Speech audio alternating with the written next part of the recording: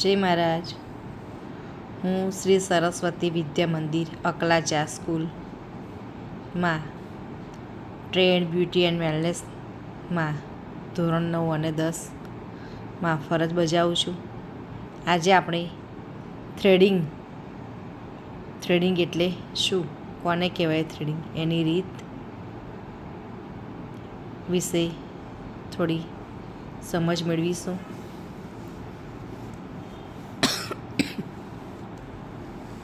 તો અહીંયા આગળ આપણને થ્રેડિંગ વિશે કે તમને તમારા શરીર પર અણગમતા વાળ હોય કે તમને જે ના ગમતા હોય એ રૂંવાટીને દૂર કરવાની પદ્ધતિ છે, જે એને આપણે થ્રેડિંગ કહીએ છીએ. તો અહીંયા આગળ આપણને સમજ આપેલી છે, પ્રસ્તાવના છે. થ્રેડિંગ એ રૂંવાટી કાઢવાની ચાઇનીઝ પદ્ધતિ છે. રૂંવાટી સ્ત્રીઓની સુંદરતામાં અવરોધરૂપ ગણાય છે. પ્રાચીન સમયમાં સ્ત્રીઓ રૂંવાટી કાઢવા માટે લોટ અને હળદર જેવી જડીબુટ્ટીઓનો ઉપયોગ કરતી હતી. આજે આ સમસ્યા ઉકેલ માટે ઘણા ઉપાયો, જેમાંનો એક ઉપાય છે થ્રેડિંગ. તો થ્રેડિંગમાં કઈ કઈ વસ્તુ વપરાય છે આપણે જોઈશું. તેમાં પહેલો જે થ્રેડ, જે આપણે દોરો હોય છે, એ રીલ એ કયા નંબરનો દોરો હોય છે, તો એ 40 નંબરનો થ્રેડ હોય છે. પાવડર વપરાય છે, કોટન, રૂ, એસ્ટ્રીજન્ટ, સિઝર્સ એટલે કાતરથી આગળની જે વાળ મોટા હોય એને શેપ આપવા માટે કટિંગ કરીએ છીએ.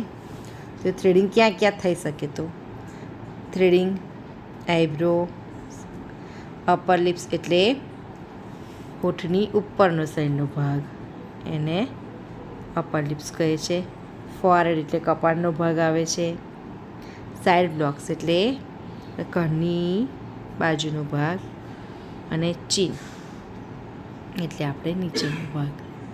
તો આ રીતે અહીંયા જે આપણા ચહેરા પર વધારાના વાળ આપણને જે અણગમતા હોય એને દૂર કરવા માટે થ્રેડિંગ કરાવીએ છીએ. અહીંયા આપણને થ્રેડિંગ કરતાં પહેલાં શું ધ્યાનમાં લેવું જોઈએ, કઈ બાબતો, તો વેક્સિંગ કર્યા પછી જે હેર રહી ગયા હોય છે, આપણે વેક્સ કરાવવા જઈએ છીએ રૂંવાટી કઢાવવા માટે, તો એના પછી જે હેર આપણા વાળ રહી ગયા હોય તેને થ્રેડિંગની મદદથી આપણે એટલે દોરાથી દૂર કરી શકાય છે, નીકળી શકે છે. થ્રેડિંગ કરતાં પહેલાં ટેલ્કમ પાવડર લગાવવો જરૂરી છે. થ્રેડિંગ કરતાં વધારે ખેંચાતું હોય તો થ્રેડ ભીનો કરી અને પછી થ્રેડિંગ કરીએ તો ઓછા વાળ ખેંચાય છે. આઈબ્રોઝ થ્રેડિંગ 40 નંબરનો થ્રેડ લો અને પગભર જ્યાં રૂંવાટી વધુ હોય તેની ઉપર પેનથી આઈબ્રોઝના જુદા જુદા શેપ દોરી લેવાના છે. ત્યાર પછી થ્રેડનો એક છોડો મોંમાં દબાવી બીજા હાથથી થ્રેડ વચ્ચેની 5 વખત આંટી મારો. પછી જે હેર કાઢવાની હોય તેની વિરુદ્ધ દિશામાં થ્રેડિંગ કરો. દરરોજ 1 કલાક થ્રેડિંગની પ્રેક્ટિસ કરો, જેનાથી કોઈ પણ આઈબ્રોઝ શેપ કરી શકાય છે.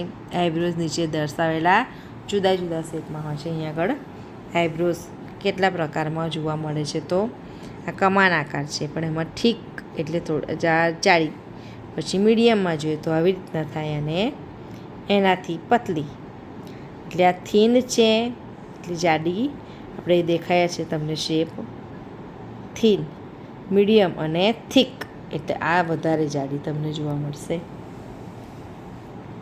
પછી એ જ રીતે બીજો શેપ છે,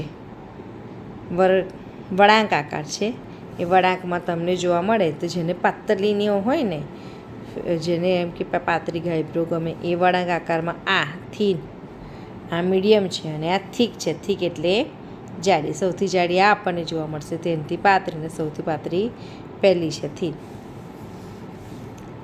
એમાં જ આગળ અહીંયા પણ આપણને એપ આપેલો જ છે, ગોળાકારમાં થીન, મીડિયમ ને થીક, જાડી.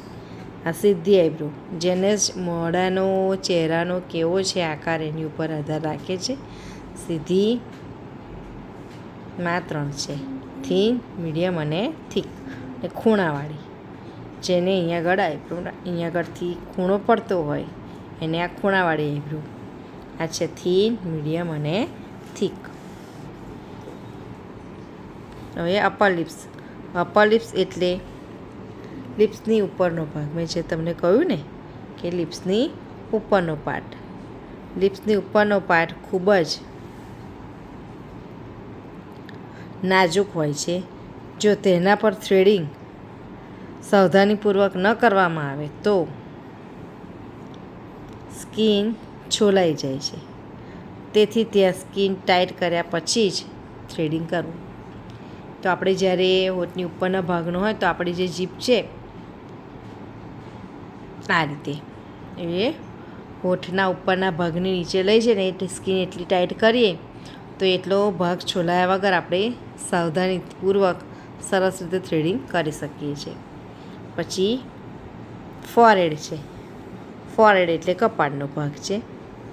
ફોરહેડમાં આપણે થ્રેડિંગ એટલે કપાળનો આખો ફોરહેડ થ્રેડિંગ કરતાં પહેલાં ક્લાયન્ટ પાસે ઉપર અને નીચે સ્કિનને હાથથી પકડાવ્યા પછી જ થ્રેડિંગ કરવું.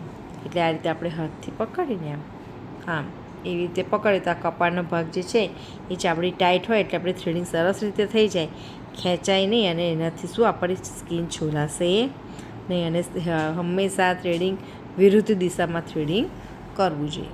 આ સાઈડ બ્લોક્સ છે, મેં તમને કીધું ને સાઈડ બ્લોક્સ એટલે ચીક અને ઇયરની વચ્ચેનો પાર્ટ. સાઈડ બ્લોક્સ થ્રેડિંગ કરતાં પહેલાં ક્લાયન્ટ પાસે ચીક્સ અને ઇયર ટાઈટ પકડવા પછી જ થ્રેડિંગ કરવું. આ રીતે આપણે પકડીએ બંને હાથે એટલે એ ભાગમાં ખેંચાશે નહીં. ચીન એટલે લિપ્સની નીચેનો પાર્ટ. લિપ્સની નીચેનો પાર્ટ છે એટલે આ ભાગ થયો આપણો દાઢીનો ભાગ જે કે ઘણાની આગળ વધારે રૂંવાટી હોય છે તે લિપ્સની નીચેનો પાર્ટ છે. તો ચીન થ્રેડિંગ કરતાં પહેલાં લિપ્સની પાછળ નીચેના પાર્ટમાં ટંગ એટલે આપણી જીભ રાખી લિપ્સ ટાઈટ કરવા પછી જ થ્રેડિંગ કરવું. એટલે આ રીતે આપણે જે જીભ અહીંયા આગળ આ ભાગમાં આવી જાય એટલે આ સ્કિન